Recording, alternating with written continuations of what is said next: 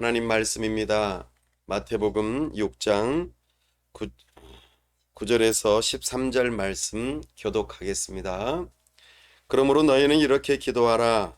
하늘에 계신 우리 아버지여, 이름이 거룩히 여김을 받으시오며 뜻이 하늘에서 이루어진 것 같이 땅에서도 이루어지이다. 오늘 우리에게 일용할 양식을 주시옵고 우리가 우리에게 죄 지은 자를 사하여 준 것 같이 우리 죄를 사하여 주시옵고 우리를 다 함께요. 우리를 시험에 들게 하지 마시옵고 다만 악에서 구하시옵소서. 나라와 권세와 영광이 아버지께 영원히 있사옵나이다. 아멘. 다 함께 기도합니다. 하나님 아버지, 은혜와 사랑을 감사합니다. 복되고 거룩한 주일, 참으로 추운 날씨이지만 우리를 불러 모아주시고 하나님 앞에 나와 예배할 수 있도록 은혜 주심을 감사합니다. 하나님 아버지, 우리를 통하여 하나님의 뜻을 다 이루시고자 하나님의 나라를 완성하는 일에 우리를 불러주시니 감사합니다. 우리를 통하여 영광 홀로 받아 주옵소서. 참으로 우리가 예배할 수 있도록 이렇게 별내의 슈피랜드 학원으로 인도하시고 함께 예배할 수 있는 귀한 처소로 인도하심을 감사합니다. 이곳이 참으로 복된 자리가 되어져 하나님의 말씀을 선포하고 가르치고 또 주의 복음을 전하고 또한 문영혼들이 무럭무럭 자라나서 참으로 이 나라의 귀한 일꾼들로 세워지는 일에 이곳이 귀하게 쓰임받을 수 있도록 은혜 베풀어 주시옵소서.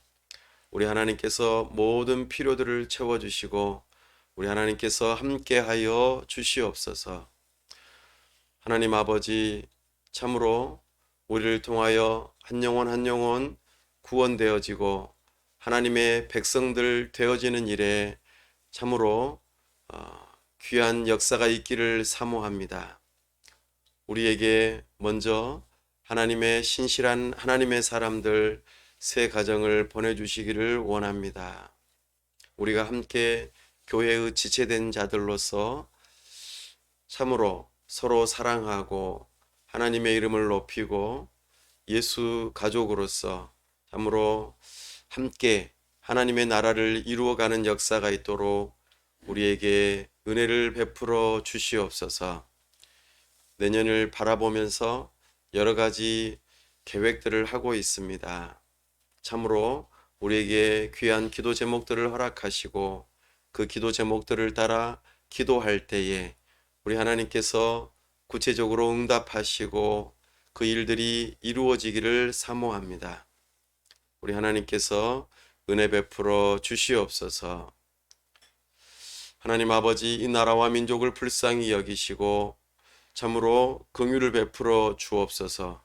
세우신 위정자들이 하나님을 경외하는 마음으로 법을 세우고 집행하고 이 나라를 잘 다스릴 수 있도록 도와 주시옵소서.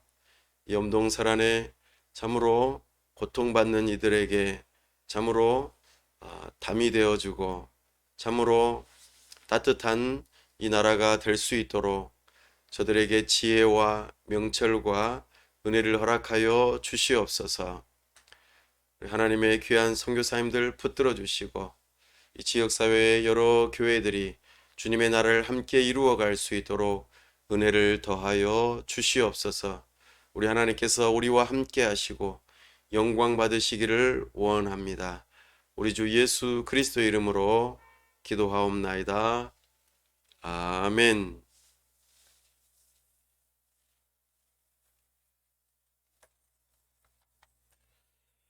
오늘은 주 기도문 10번째 시간입니다.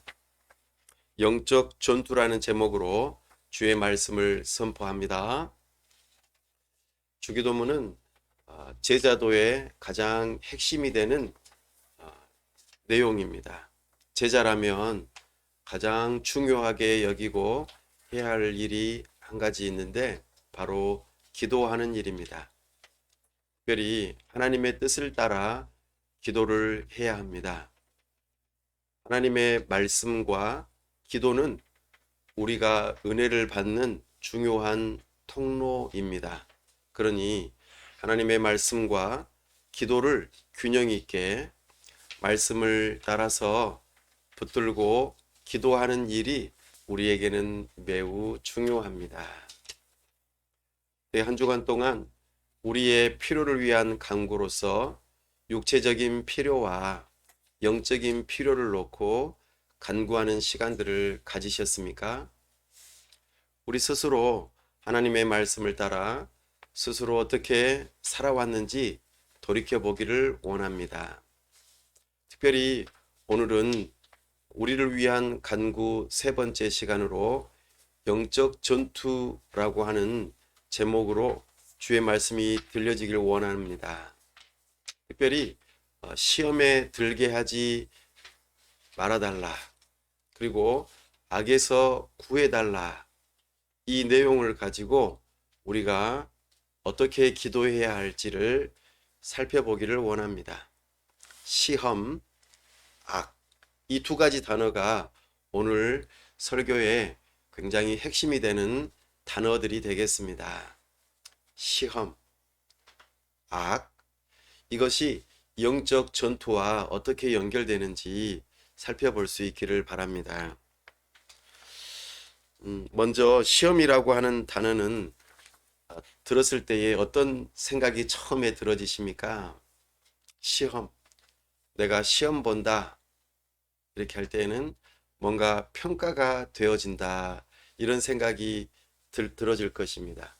평가, 그러니까 나의 수준은 어떤지, 나의 상태가 어떤지 이와 같은 부분들을 스스로 평가되어질 때에 우리는 시험을 치른다 이런 이야기들을 하곤 합니다. 나의 점수가 몇 점이고 또 내가 무엇을 아는지 무엇을 모르는지를 살펴보는 그런 시간들이죠. 시험을 본다는 것은 상당히 긴장되고 떨리죠. 또 그 시험을 통하여서 내가 통과가 되어야 될 텐데 그렇죠? 예. 성경에서는 이런 평가에 대한 내용들이 몇 가지가 나옵니다. 구약에 보면은 아브라함이 나오죠. 아브라함은 하나님께서 갈대아 우르에서 부르셔서 그에 따라서 순종하고 가나안 땅까지 이동을 해 갑니다. 거기서부터 시작되어진 그의 믿음의 여정, 그리고 중간중간에 평가되어지는 그런 과정들 속에서 때로는 멋지게 좋은 점수를 받을 때도 있었고 아예 낙제 점수를 받을 때도 있었습니다. 하지만 그의 믿음의 여정은 결코 멈추지 않았죠. 그리고 마지막에 그의 아들 이삭 100세에 얻은 아들을 하나님께 바치는 일에 있어서 하나님의 믿음의 시험 앞에 겸손하게 그리고 하나님을 굳건하게 신뢰하는 믿음으로 바치는 자리까지 나아갔습니다. 이것이 하나님의 평가에 해당되는 시험입니다. 또 예수님께서도 빌립에게 시험을 하신 적이 있으셨죠. 5,000명이 밥을 먹어야 되는데 먹일 돈도 없고 또 사실 근처에 먹일 만한 그런 것도 없었죠. 그래서 빌립에게 예수님께서 너희들이 저들을 먹이라 이렇게 이야기를 합니다. 그러니까 빌립은 제자들 중에서 수학을 제일 잘했던 것 같아요. 엄청 계산이 빨랐어요. 아니 예수님, 저들을 먹이려면 적어도 200데나리온은 있어야 될 것 같은데요. 한 데나리온이 건강한 근로자가 하루 동안 벌 수 있는 돈이라고 그랬습니다. 오늘날로 환산하자면 뭐 예를 들어 하루 일당이 5만 원이다. 이렇게 계산해 보십시다. 그러면 200데나리온이면은 얼마예요? 1000만 원? 맞아요? 2, 5, 10. 10이니까 100만 원이에요. 100만 원이에요. 1000만 원이에요. 응?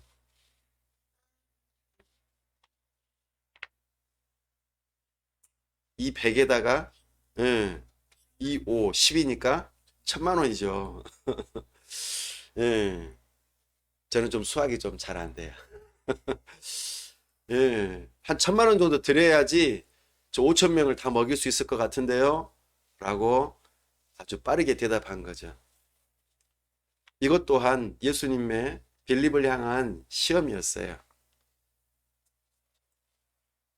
사람의 생각으로는 그렇게 돈이 들고 또 그렇게 해야지만이 될 것으로 여겼지만 예수님께서는 다른 것을 필요로 하지 않았고 어린아이의 도시락, 보리떡 5개와 물고기 2마리로 5천 명을 먹이고도 12광주리가 남았다고 말하고 있어요.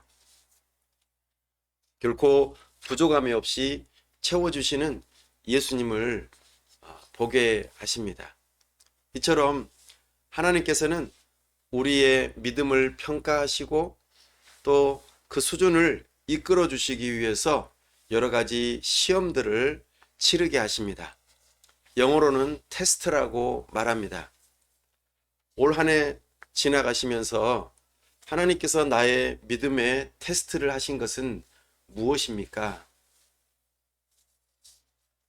그 테스트에 여러분들은 어떻게 응하셨고 또 멋지게 잘 통과하셨습니까? 아니면은 낙제 점수를 받고 그만 실망하고 말았습니까? 하나님께서는 이런 평가를 통하여서 하나님의 은혜를 경험할 수 있도록 우리를 이끌어 주신다는 것을 우리는 기억해야 합니다. 하나님께서 주시는 시험은 기쁘게 여겨야 합니다. 우리를 성장시키고 하나님의 은혜를 경험하게 해주시기 때문이지요. 이것이 시험의 첫 번째 의미입니다. 그런데 주 기도에서는 뭐라고 지금 기도하라고 그랬죠? 우리를 시험에 들게 하지 마시옵고 그랬습니다. 이 평가는 하나님의 은혜를 경험할 수 있는 중요한 것인데 왜 시험에 들게 하지 말아달라고 기도하라고 했을까요?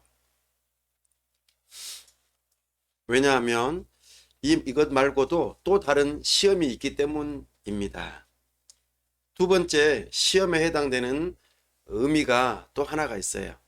바로 유혹입니다. 유혹.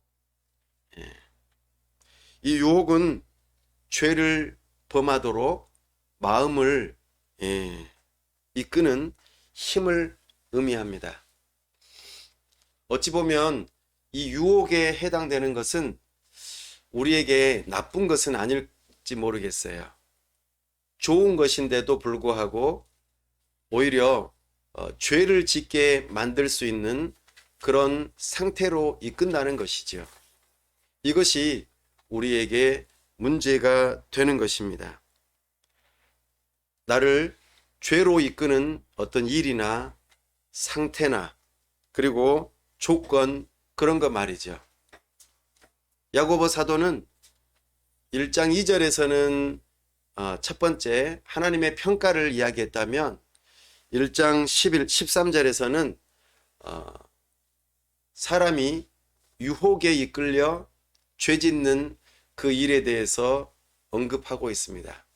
똑같은 시험에 대해서 이야기하지만 종류가 다른 것이죠. 한번 올 한 해를 돌이켜 보십시오. 하나님 앞에서 내가 유혹받은 일은 무엇인가? 죄 짓기에 적당한 일이나 상태나 조건, 그런 것들이 나에게 찾아올 때에 여러분들은 어떤 것을 선택하셨습니까? 죄 짓는 일을 선택하셨습니까? 아니면 그렇지 않고 그래, 내 여기서 멈춰야 돼, 안 돼 라고 생각하면서 돌이키셨습니까? 이거 부모님이 하지 말라고 그랬는데 나 이거 또 해버렸네. 아니면 또 다른 아무도 모르지만 내가 하나님 앞에서 겸손하게 생각해 볼 때에 내가 욕심에 이끌려서 그만 잘못된 선택을 한 것 같아 라고 하는 그런 것들이 있었는지 살펴보시기 바랍니다.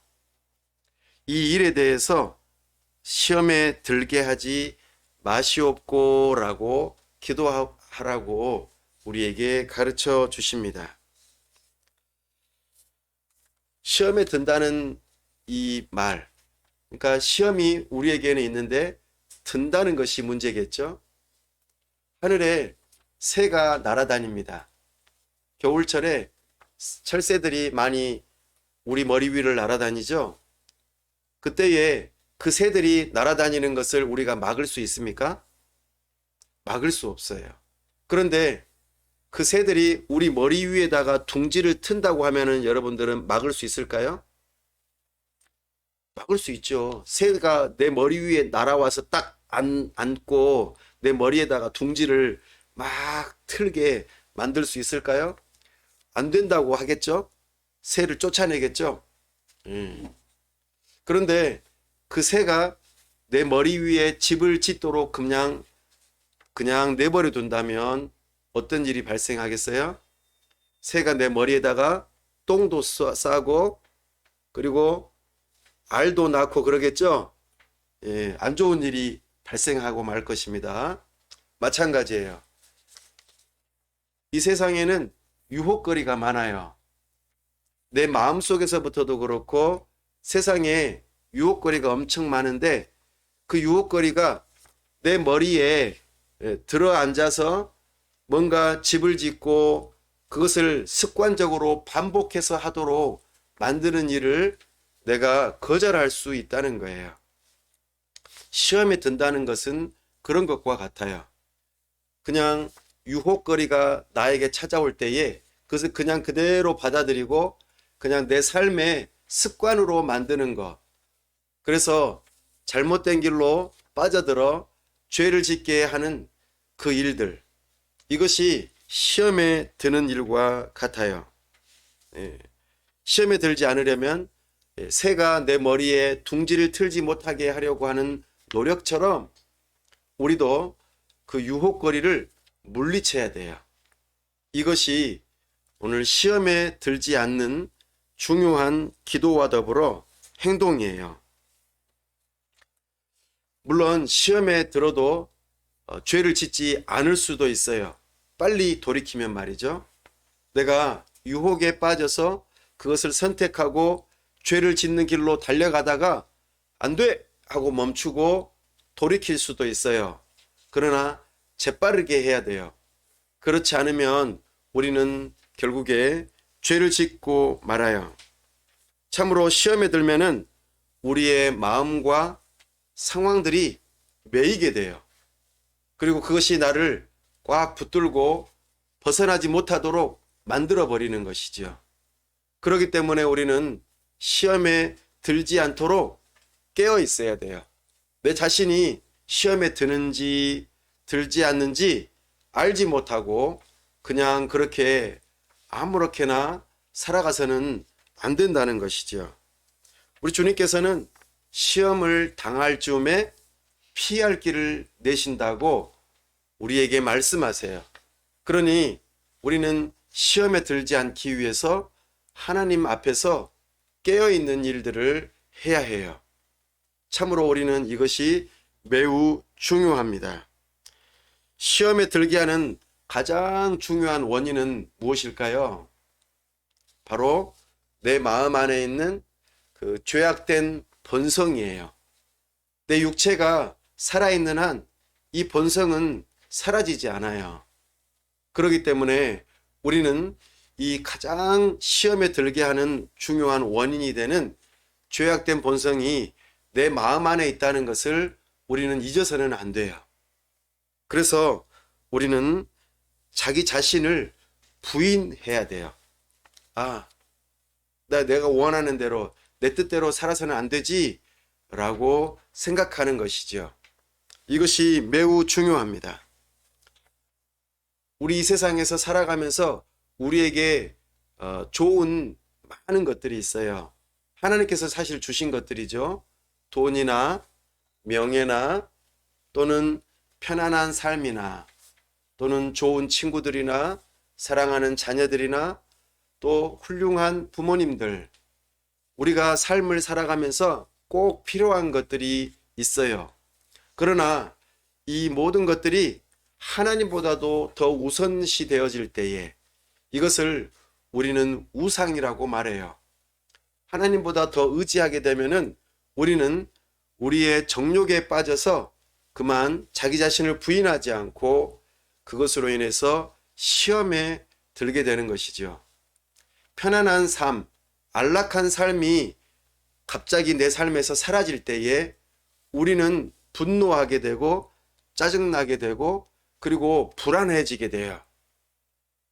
나에게 좋은 것들이 있을 때는 괜찮았는데 그것들이 사라지게 되면은 왠지 모르게 짜증이 나고 불평하게 되고 감사하지 못하고 힘들어해요. 그리고 점점 불안하고 괴로워하죠. 이것은 하나님께서 우리에게 주신 좋은 것들을 지나치게 의존함으로 발생하는 일들이에요. 그러면 결국에는 그것이 내가 뭔가 문제가 있구나. 그리고 나는 형편없는 존재이구나. 이런 생각까지 들면서 그만 시험에 빠지게 되고 말아요. 유혹에 빠지게 되죠. 그것이 없으면은 나는 아무것도 아닌 것처럼 여겨지게 된다는 것이죠. 인기가 한참 높아지다가 갑자기 인기가 없어지는 것처럼 여겨지게 될 때 우리는 불안하죠. 내가 나를 사람들이 잊어버리는 거 아닐까? 라고 말이죠. 이것이 우리에게 큰 시험거리로 다가올 수 있습니다. 두 번째로 여러분들의 삶 가운데에 책이나 영화나 음악을 통하여서 들려오는 세상의 가치관이에요. 세상에서 말하는 가치관, 그리고 세상의 여러 사람들이 모두가 다 그렇게 생각하는 사상들, 그런 생각들이 여러분들을 사로잡아서 시험에 빠지게 만들기도 합니다.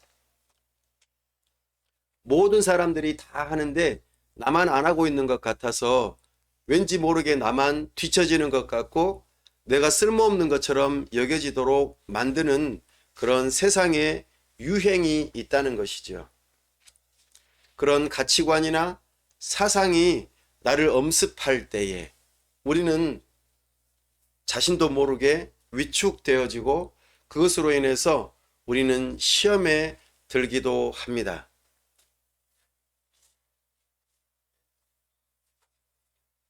그리고 세 번째로는 악한 원수마귀가 나를 붙들고 휘둘려서 참으로 시험에 빠지게 될 때도 있다는 것입니다.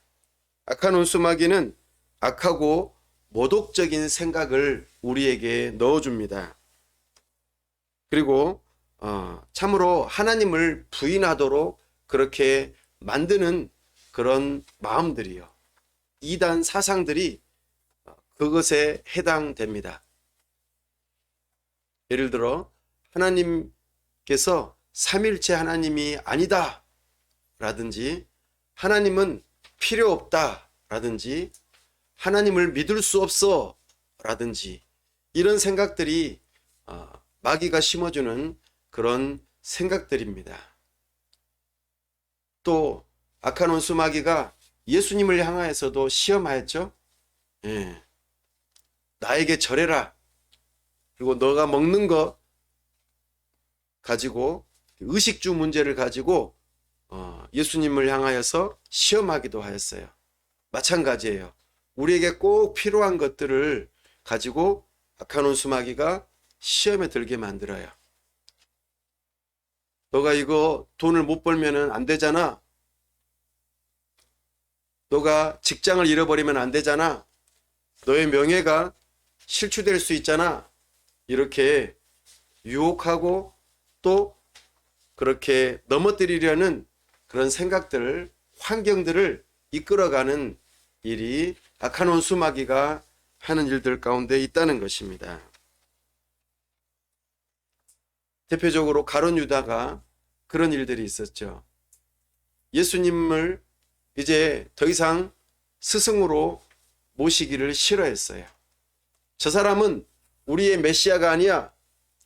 내가 생각해 봤을 때 저 사람은 우리 이스라엘 백성들을 로마 식민지로부터 구원할 수 없는 사람이라고 생각하는 것이죠. 그리고 제자들의 모임 속에서 그 돈꾀를 맡았었죠. 회계를 했어요. 회계. 그러니까 돈을 관리하는 사람이었는데 그 돈을 어떻게 해요? 개인적으로 빼가지고 쓰는 일들을 하였어요. 그리고 예수님을 은 30개에 팔아 넘겼어요. 그리고 예수님을 배신했죠. 그쵸? 팔아 넘겼어요. 그리고 아닌 것처럼 거짓말도 했고요. 이런 식으로 악한 원수마귀가 가룟 유다의 마음에 쏙 들어가서 예수님을 팔아 넘길 마음을 주니까 그렇게 실행함으로 그가 넘어가고 말았어요. 이것이 시험에 든다는 모습의 전형적인 모습들이에요. 여러분들은 어떻습니까? 여러 가지 이유들로, 그러니까 첫 번째, 내 마음의 정욕을 따라서, 두 번째, 세상의 가치관을 따라서, 세 번째, 악한 원수마귀가 주는 여러 가지 이단 사상이나 그런 마음들 때문에 내가 시험에 든 적은 없으십니까? 우리는 이런 시험에 들지 않도록 우리는 주의해야 합니다.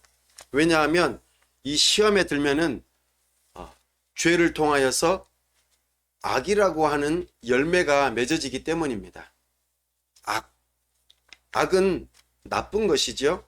우리가 보통 악하다라고 할 때에 나쁘다라고 표현하는 것입니다. 시험에 들게 되면은 나쁜 일을 하게 되어 있어요. 악하게 되는 것이죠.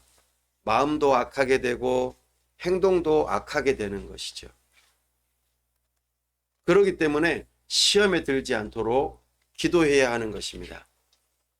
그렇다면 악이라는 것은 무엇일까요? 좀 더 구체적으로는 악의 핵심은 사실 사탄입니다. 사탄은 성경에서 대적자, 고소하는 자, 바알세불, 세상 임금, 세상의 신, 공중 권세 잡은 자, 그리고 악한 자, 거짓의 아비, 이런 표현들로 사탄을 이야기해요. 악의 실체가 거기에 있음을 우리로 하여금 알게 합니다. 이 사탄은 어떤 존재이죠? 사탄은 바로 하나님의 피조물인데 타락한 천사예요. 하나님께서 아름답게 지으셨는데 이 아름답게 지음받은 천사가 하나님보다 더 높아지고자 하는 교만한 마음이 생기므로 타락하게 되었어요. 그리고 혼자만이 아니라 다른 많은 천사들을 데리고 함께 타락하게 되었어요. 그래서 사탄과 더불어 많은 타락한 천사들이 악에 속하게 되었고 하나님을 대적하게 되었지요. 그래서 이 타락한 천사들은 인격적인 존재들이면서도 영적인 존재들입니다. 눈에 보이지 않아요. 그러나 인격을 가지고 있어서 생각하고 느끼고 뭔가 행동을 하는 존재들이에요. 이것이 악한 원수마귀와 더불어 타락한 여러 악한 영들, 귀신들이라고 말해요. 귀신 하면은 어떤 생각이 들죠? 무서운 생각이 좀 들죠? 네. 세상에 귀신에 대한 잘못된 생각이 하나 있어요. 바로 우리의 조상들 중에 누군가가 원한을 가지고 억울한 죽음을 당한 사람들, 그런 사람들이 죽었을 때에 어떤 일정한 장소로 가지 못하고 이 세상에 떠돌아다니면서 귀신 노릇하면서 사람들을 괴롭힌다고 말하는 생각이에요. 그것은 사람들의 지어낸 이야기예요. 성경에서는 그런 존재는 있지 않다고 말해요. 사람이 죽게 되면은 사람의 영혼은 천국으로 가든지 지옥으로 가든지 둘 중에 하나예요. 그들의 몸은 육체로 땅속으로 가지만 그들의 영혼은 바로 천국과 지옥으로 갈린다고 말씀하세요. 그러면 귀신들은 어떤 존재들일까요? 네, 타락한 천사들이에요. 악한 원수마귀가 여러 가지 일들을 시키면은 졸개들처럼 사람들을 괴롭히기도 하고 유혹하기도 하고 병을 주기도 하고 사람들을 미치게 만들기도 하고 여러 가지 나쁜 일들을 하게끔 만들어요. 대표적으로 그 일들이 어디에서 나오죠? 바로 욥기에 나옵니다. 욥기에서 악한 원수마귀가 하나님의 허락하에 욥의 모든 가족들과 재산들과 여러 가지 것들을 망하게 하고 또 빼앗기게 하고 불타게 하고 없어지게 만드는 그런 일들을 악한 원수마귀가 하는 거라고 우리에게 가르쳐 줍니다. 그러나 그 악한 원수마귀도 하나님의 통제 아래에 있다는 것을 우리는 기억해야 해요. 참으로 세상에 악한 일들이 많이 있습니다. 질병이 정상적인 건가요? 아픈 거. 그렇지 않죠? 자연재해, 이것도 정상적인 것이 아니겠죠? 여러 가지 부도덕한 일들, 이런 것들은 다 악한 일들의 실제적인 모습들이에요. 이런 일들을 우리는 통하여서 나쁘다, 나쁜 일이 생겼다, 악하다라고 우리는 말하죠. 그 배후에는 악한 원수마귀가 역사하는 일들이 많습니다. 물론 우리가 아프면은 무조건 다 귀신이 역사하는 거야 라고 말하는 것은 절반은 맞고 절반은 틀린 말이에요. 정말로 귀신이 역사할 수도 있지만 그렇지 않을 수도 있다는 것입니다. 그래서 세상에는 악에 대해서 두 가지 극단적인 생각들이 있어요. 첫 번째는 선과 악이라는 것이 세상에 처음부터 존재했는데 서로 대등한 힘을 가지고 서로 싸우고 계속해서 그러면서 이 세상의 역사가 이루어졌다고 말해요. 그러니까 하나님과 사탄이 대등한 관계로서 존재로서 서로 다투고 있다. 그로 인해서 이 세상이 펼쳐지고 있고 선과 악이라는 것은 영원하다 이렇게 말하는 사람들이 있어요. 그러나 이것은 극단적인 생각이고 성경에서 말하는 생각이 아니에요. 분명 세상에 악은 존재하지만 선하신 하나님께서 그들을 다스리고 있다는 것이 우리는 성경의 입장입니다. 더불어 하나님과 사탄을 대등한 존재로 놓는 것 또한 잘못된 생각이에요. 하나님께서 그들을 일정한 기간 동안 어느 정도 범위 안에서 허락되어지는 상태에서 그 악을 행하도록 지금은 내버려 두고 계신다는 것이 성경적인 입장입니다. 또 하나는 또 극단적인 생각이 있는데, 악이라고 하는 것은 언젠가는 이 세상에서 완전히 소멸돼서 없어질 것이다 라고 주장해요. 근데 이것은 선을 통하여서, 하나님을 통하여서 소멸되는 것이 아니라 자연스럽게, 그래서 사람들이 점점 미신적인 것에서 빠져나와서 과학적인 삶, 합리적인 삶을 살아가게 되면은 악이 소멸된다고 생각하는 것이에요. 그러나 이 생각 또한 극단적인 생각이에요. 과학이 발전되면 발전될수록 악이 없어지나요? 그렇지 않아요. 어느 정도 병을 치료하고 병을 다스릴 수 있는 능력이 생기는 것은 사실이지만, 과학이 아무리 발전된다고 해도 사람이 죽는 일을 막을 수 없어요.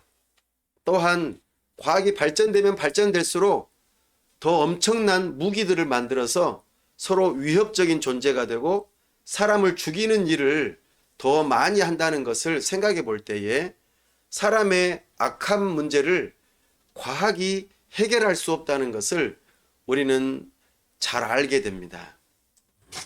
이처럼 세상에 악이라고 하는 것이 분명 존재하는데, 그 악은 참으로 타락한 천사의 교만함으로 생겨났고, 그 천사들을 하나님께서 마지막 날에는 벌하시고 영원한 불못에 던지시겠다고 말씀하세요.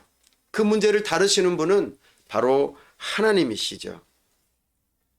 우리는 그 악의 가장 근본적인 존재인 타락한 천사를 기억하고, 그리고 그들이 펼치는 많은 악한 일들이 사실 있다는 것 또한 기억해야 해요. 첫사람 아담이 바로 그 교만한 타락한 천사가 뱀의 모습으로 와서 유혹할 때에 사람들이 어떻게 해서 그 유혹에 넘어갔습니까? 사람이 사람으로서의 그 위치를 버리고 하나님처럼 되려고 할 때에 문제가 발생했던 것을 우리는 잊지 말아야 합니다. 이것이 타락의 근원이고, 그리고 죄와 악의 근원된 모습이었음을 우리는 잊지 말아야 할 것입니다. 그러니 우리는 참으로 시험에 들어서 유혹에 빠져서 그로 인해서 죄를 짓게 되고 악한 열매를 맺어서는 안 된다는 것이죠. 우리가 이 세상에 살아가는 동안에 이 유혹은 끊임없어요. 새가 우리 머리 위를 날아다니는 것처럼 말이죠. 그러나 나의 생각에 무언가가 사로잡혔을 때 그것이 내 머리에 둥지를 들고 나쁜 습관으로 형성되면서 악을 행하게 되어 있어요. 그러니 우리는 깨어 있고 그 일이 일어나지 않도록 주의해야 할 필요가 있는 것이죠. 이 악의 근본적인 문제를 우리 하나님께서 어떻게 해결하셨습니까? 바로 첫사람 아담과 하와가 타락하자마자 그 놀라운 메시지를 선포하시면서 이 문제를 해결하시겠다고 약속하셨어요. 바로 여자의 후손을 보내주시겠다고 하는 약속이에요. 창세기 3장 15절에 여자의 후손을 보내주겠다. 그 여자의 후손이 우리의 죄와 악의 문제를 해결하시겠다고 약속하셨어요. 그래서 예수님께서 이 땅에 오신 것입니다.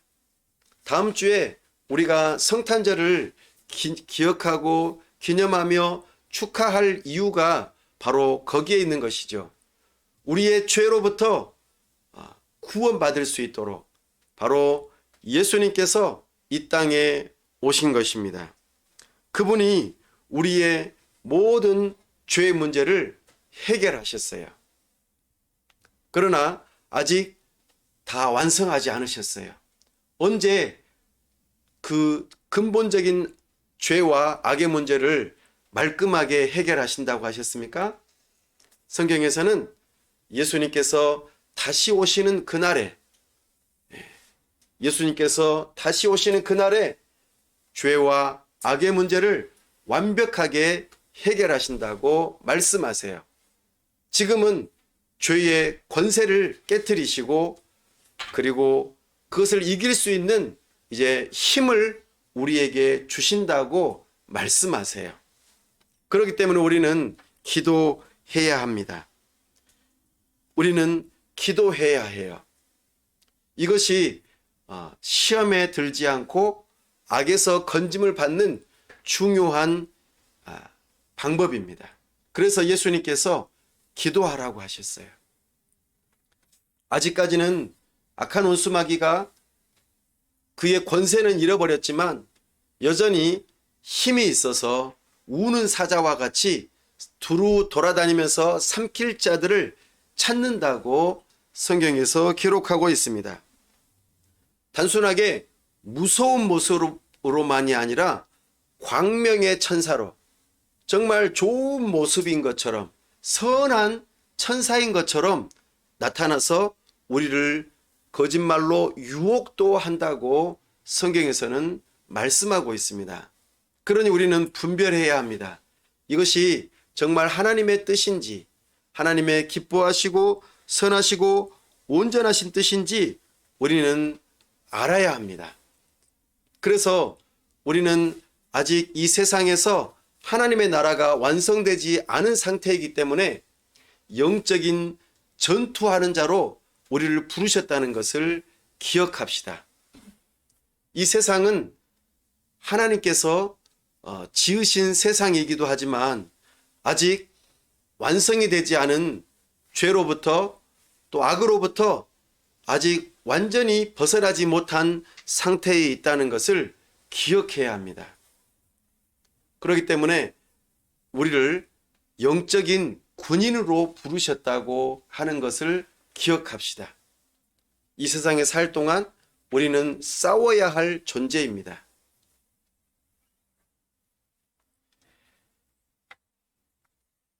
특별히 하나님께서는 우리를 그냥 혼자서 알아서 싸우라고 말씀하지 않으셨어요.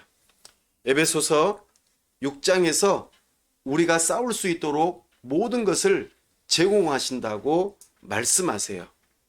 이것을 한마디로 무엇이라고 하냐면 하나님의 전신 갑주라고 말해요. 싸울 수 있는 이미지를 우리에게 주셨어요. 무장을 하고 싸울 수 있도록 하게 하셨죠. 첫 번째, 그때 당시 사도 바울이 에베소서를 기록할 때의 당시에 로마 군인들의 모습을 바라보면서 군인이 어떤 무기를 가지고 있는지를 살펴보고 그것을 영적인 전투에 연결지어서 우리가 그 무기를 잘 갖추고 활용할 수 있기를 바라는 마음으로 우리에게 무기를 소개하고 있어요. 첫 번째, 허리띠예요. 어떤 허리띠일까요? 진리의 허리띠예요. 허리띠는 없으면 어떻게 될까요? 바지가 흘러내려요. 바지가 흘러내리면 싸울 수 있어요, 없어요? 바지를 잡고 내려가는데 잡고 한 손으로는 바지를 잡고 한 손으로는 싸우면은 칼을 들고 있든지 방패를 들고 있든지 하겠죠? 한 손은 계속 허리춤을 잡으면 어떻게 돼요? 제대로 못 싸우겠죠? 바지가 내려가면 어때요? 더 못 싸우겠죠? 예, 상상해도 좀 웃기죠? 그래서 우리는 진리의 허리띠를 둘러야 돼요. 이것은 하나님의 말씀이 진리라고 하는 것을 아는 것이 중요해요. 하나님 말씀은 그냥 사람이 쓴 거야, 사람이. 그러니까 적당히 믿어. 이런 생각을 가지고 있으면 진리의 허리띠를 띨 수가 없어요. 하나님의 말씀은 진리이다. 진리는 오직 하나님 말씀뿐이야. 라고 믿는 믿음을 가질 때에 우리에게 영적인 진리의 허리띠가 생겨나는 거예요. 여러분들이 이것을 믿으십니까? 성경은 하나님의 말씀이라고 믿으세요? 확실히 믿으세요? 이 믿음이 필요해요. 두 번째는 의의 호심경이 필요해요. 우리의 가슴을 지켜 보호하는 의의 호심경이 있어야 돼요. 이것은 이신칭의 믿음으로 의롭게 된다는 것. 내가 어떤 일을 잘해서 내가 의로워지는 것이 아니라 믿음으로 예수님께서 십자가를 지시고 죽으시고 부활하심으로 얻으신 그 놀라운 의가 믿음으로 우리의 것이 된다는 이 믿음이 있을 때에 우리의 의의 호심경이 생겨나요. 가슴을 보호해 주죠. 여기에 갑옷을 입으면은 우리 신체의 중요한 부분, 심장을 보호할 수 있게 돼요.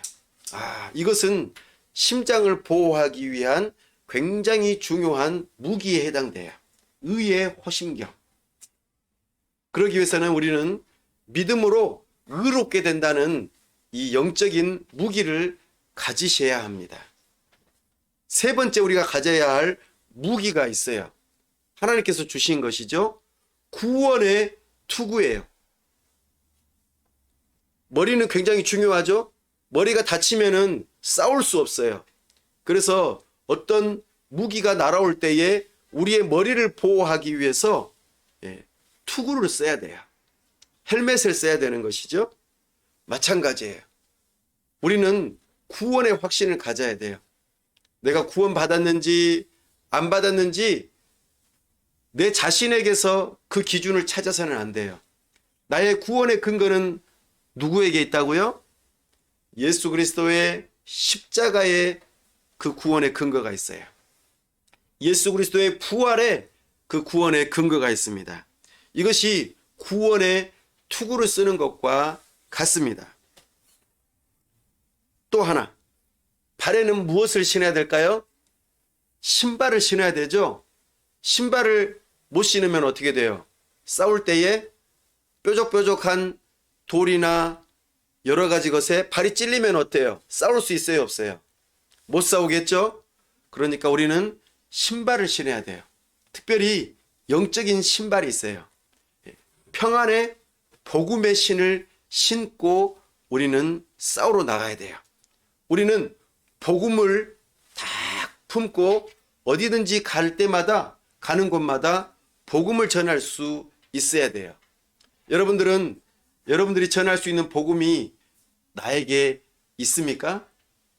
그 복음을 가지고 사람들에게 찾아가서 복음을 전할 수 있는 것. 이것이 우리가 가질 수 있는 또 하나의 영적인 무기예요. 복음은 항상 평안을 전하게 되어 있죠. 샬롬. 또 하나님께서 우리에게 주신 놀라운 무기가 하나 있어요. 방패예요. 호플론이라고도 하죠. 믿음의 방패예요. 믿음의 방패. 방패는 어떤 역할을 하죠? 적군이 화살을 쏠 때에, 불화살을 쏠 때에 막아낼 수 있어요.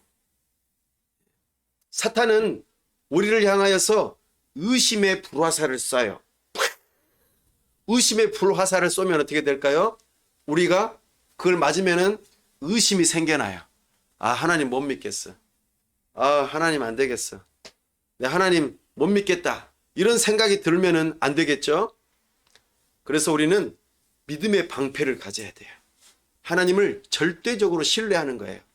어떤 순간에 어떤 일이 있어도 하나님을 내가 저버리지 않겠다는 그 믿음의 방패를 가지셔야 됩니다. 그리고 마지막으로 한 가지 더, 성령의 검을 가지셔야 돼요. 성령의 검은 곧 하나님의 말씀이에요. 검은 어때요? 자르고 찌르고 벨 수 있죠? 네, 쪼갤 수 있습니다. 아주 공격적인 무기이죠. 이 검은 곧 하나님의 말씀이에요.